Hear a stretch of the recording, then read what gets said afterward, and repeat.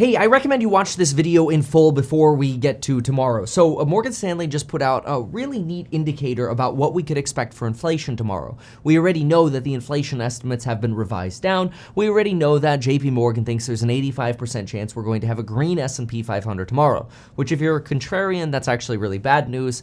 If you like hearing that, that's good news. If you're invested and you're a bull, that's good news, right? So Morgan Stanley came out with this fascinating argument.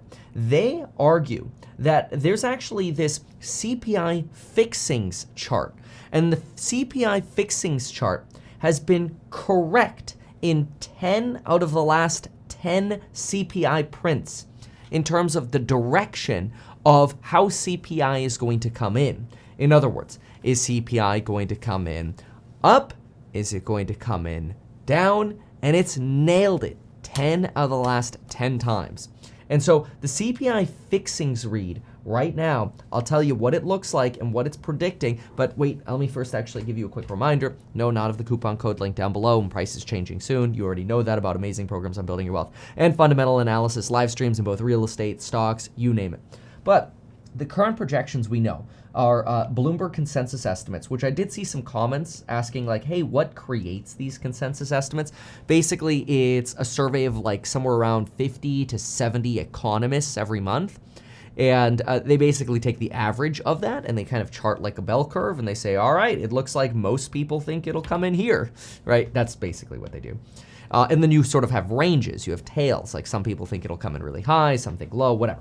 So we know that the Bloomberg consensus estimate for the month-over-month estimate has actually been moved down from 0% month-over-month to actually negative 0.1% month-over-month, which yesterday I talked about how that makes me nervous because I'd prefer to beat big to the downside.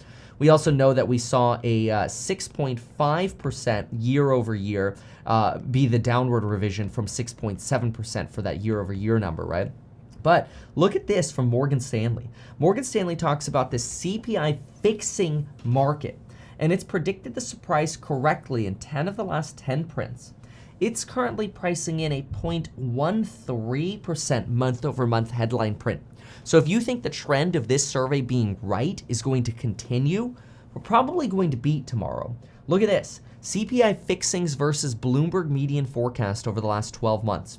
And so you can see here it was wrong. The fixings, the yellow, came in different from the actual versus the Bloomberg consensus, which is the blue here.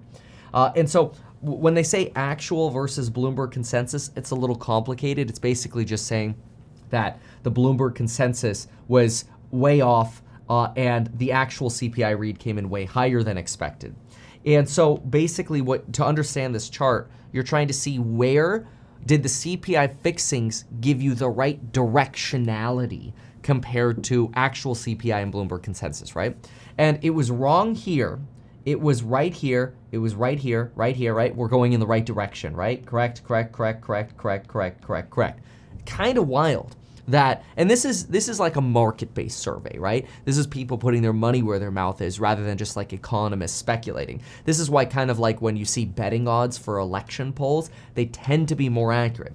Now, no guarantees, but the CPI fixings is suggesting a downside miss for this next one. And that makes not just Goldman Sachs and JP Morgan and Morgan Stanley optimistic about tomorrow, which personally makes me nervous because if everybody's optimistic, it's probably going to be bad news, right? But it's like, oh man, yikes. Okay, what do we actually think is going to happen?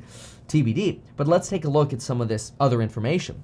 What I think is fascinating as well in this Morgan Stanley report is listen to what they say here. And yesterday we had a pretty damning piece from Morgan Stanley talking about how they see a 3,000 bottom for the S&P 500 still coming. And that's because they think the S&P 500 and indices are going to get crushed, not because things aren't going to get better with inflation. They think things are going to get better with inflation and the Fed. In fact, look at what they say over here. And sorry if I'm talking fast, like I gotta go to a flight like soon. I have a flight that takes off in 62 minutes. Yeah, I'm going to Utah. So I'm actually already dressed in like tights. Like I have Under Armour under this. I don't know if you can really see that there. It looks kind of cool. But so anyway, so I'm a little anxious. I'm also highly caffeinated. But anyway, Most investors don't expect rate cuts in 2023, according to a survey of market participants. Market participants expect cuts in the first quarter of 2024. However, the market actually expects those cuts in Q4 2023. Remember from prior videos, I talked about how the markets right now are projecting about 1.73% cuts in 2023.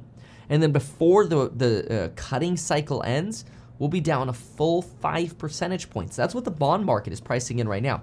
The 5% over the next few years, the 1.73% this year. That divergence, which we attributed to a negative risk premium, is commonplace.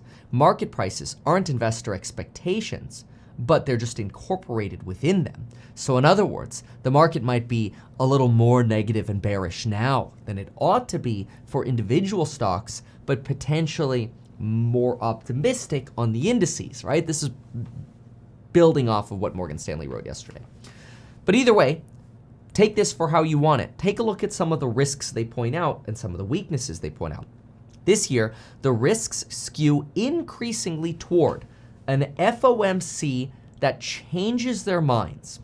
The lags with which the Fed's tools, both the rates and interest rates and the balance sheet, operate suggest the Fed will need to ease financial conditions to help avoid a hard landing. In other words, even though the Fed wants financial conditions tight, they don't need to be that tight to bring inflation down because inflation might already be plummeting. In which case you can loosen financial conditions to kind of hit the brakes on like a soft landing, or maybe in the analogy of a car, if tight financial conditions are the brakes, maybe they tap on the gas a little bit again, or they soften off the brakes a little bit, right? Anyway, analogies. The labor market improvement continues to show a slowing. Look, for example, when we chart this, total change in non-farm payroll, plummeting. And even though we think these numbers are rigged, they're plummeting. The reason we think they're rigged is not because we're putting on a conspiracy hat, it's because the payrolls establishment survey from the Bureau of Labor Statistics potentially double counts people, right? And so these numbers could already be inflated, but even the inflated numbers are trending down. Like, the last thing you want to say is rigged is like when, let's say this number is trending up and you're like, oh, it's just rigged. No. Like, it's already going in our favor and we think it's rigged. Like, that's doubly good, right? Average weekly earnings and average weekly hours worked, both trending nicely down. This is good for investors, right? We do want to see people make more money from an individual point of view, right? Latest ISM services data is giving a stark indication that we are contracting substantially. Manufacturing and services based on the new order index, solidly down. What do you have over here? Economic surprise in the last 8 years, starting to go negative over here. Still room to go down, though, to the economic surprise side. But we are suggesting a big contraction in both the demand for goods and services. And that and services line, really, really important. ISM's services prices have held up recently in the face of cooling demand. However, data is really suggesting that cooling inflation and a soft landing could be possible if the Federal Reserve flip-flops. And so something everyone's expecting, we'll see. Well, I guess I shouldn't say not everyone is expecting. In fact, Morgan Stanley, I said it best. It's more like everyone around here, I feel like, is expecting the Fed to cut. Maybe not. Maybe I shouldn't say that at all, because then again, I get comments all the time, people saying, Kevin, the Fed cutting rates is a pipe dream. All right, well, let me rephrase this and simply say most investors don't expect cuts in 2023, as Morgan Stanley here says. However, the risks are skewed to the fact that the Fed will. But remember, they are going to keep the mask of hell on for longer because they don't want to take that hellish mask off yet and reveal their true clown faces just yet, that they are going to end up flip-flopping. This data, so far, day after day after day, is pointing towards optimism. But I really want to caution against being too optimistic, because if you're too optimistic, we could be terribly disappointed tomorrow. So stay out of debt. Good luck. Godspeed. I will be live streaming the CPI release at 5:30 a.m. I hope you'll be there with me.